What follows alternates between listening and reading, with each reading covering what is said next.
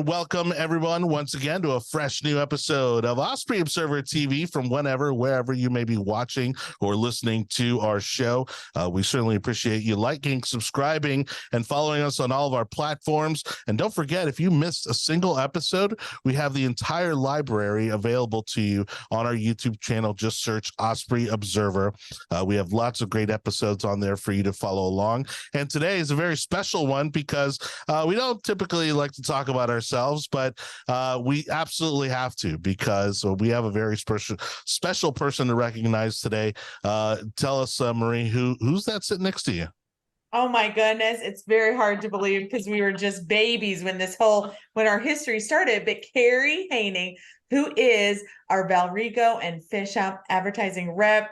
A lot of the time she is our advertising manager because she really runs the team, but she has been with the Osprey Observer for 18 years. My goodness. Wow. That's incredible.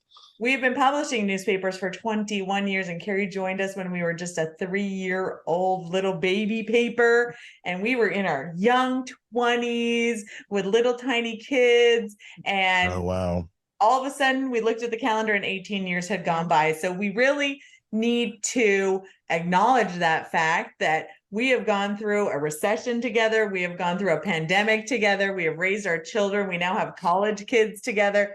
And all of a sudden 18 years went by and Kerrie is still one of the most important parts of the Osprey Observer team. I mean, everybody has an important role, but Kerrie's got the history. She knows our community. She has a passion for it, and she's still here. So Kerrie, congratulations on 18 years. Thank you. I cannot believe it. I think other than my marriage, this is probably one of my longest relationships, Well, that hits exactly the right note when it comes to why the Osprey Observer has been so important in this community. And it's because of the team that you've built over the years that know this community inside and out. They live in the community and they've grown with the community. It's just unbelievable. Even now I'm kind of back, on this side of town. I'm out in Apollo Beach, and just the growth is exciting. But as we've talked about in some of our interviews, we also want to hold on to some of the things that make this community fantastic. And it's also so rare to have someone, that has that kind of longevity in any business, really. And the expertise and the knowledge that Kerrie brings.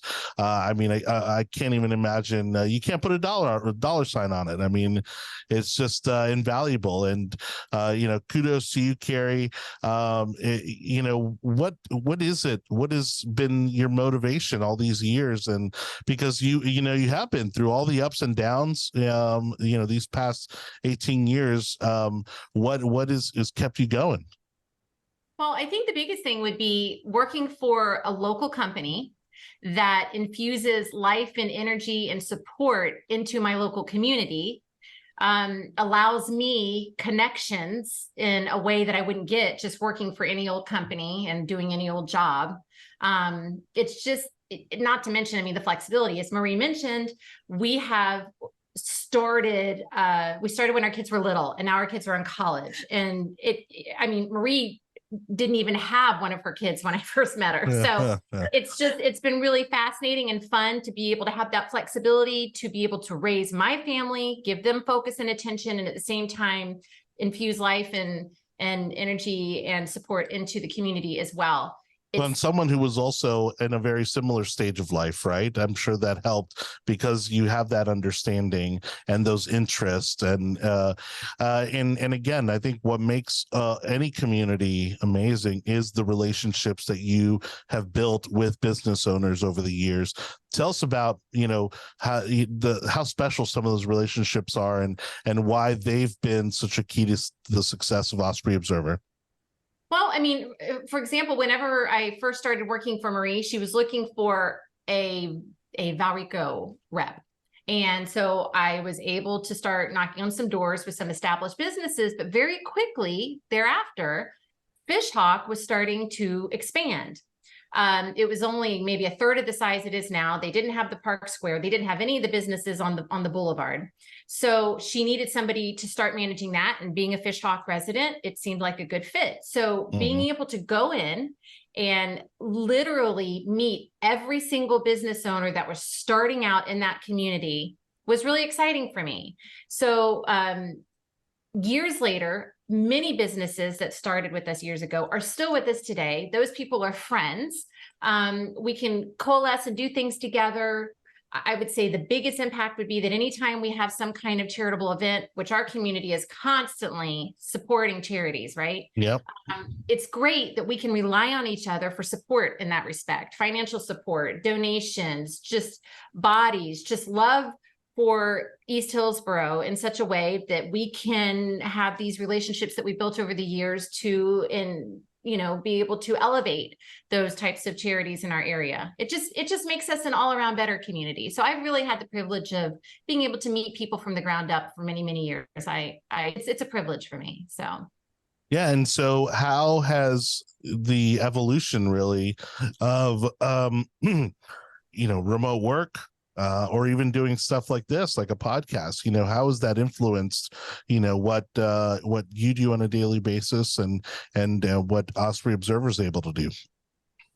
Well, I'll be honest with you, Johnny, it doesn't really affect us one way or the other. We've always been remote and in person. So the pandemic didn't affect us as much. If anything, during the pandemic, we were able to support businesses that did have to make those transitions and struggle. Mm-hmm. We were already in a really strong position to be able to do that. So we are multifaceted in the way that we can connect with people, always have been. And admittedly, there are maybe one or two people, corporate people that I have not personally met. We've always done stuff remotely. It could be an ad agency that's, in Michigan, for example, that I work with, or another one in Virginia. So it really hasn't affected us that much, but it was really exciting that when our community needed us the most, we were in a position to be able to give back and help them in the best way that we possibly could to support their businesses through a very challenging time.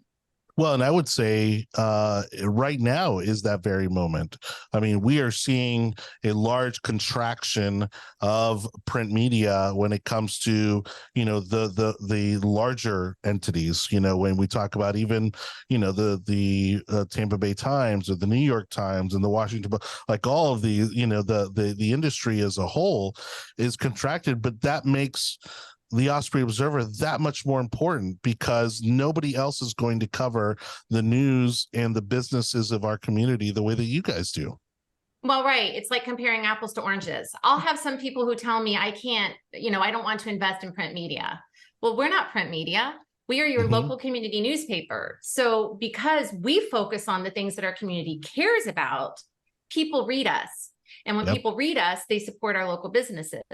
So we do not even consider what's happening with print media and these larger publications around us as a threat to us. We are still going strong.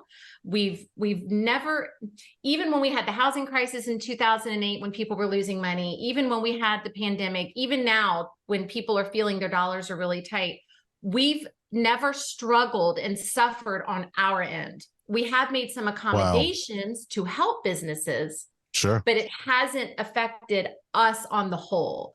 And I think because people recognize that we are a partner with them. We're not another entity taking their money. Well, right? Also that's a major kudos to the person sitting next to you, which I know is an incredible community leader.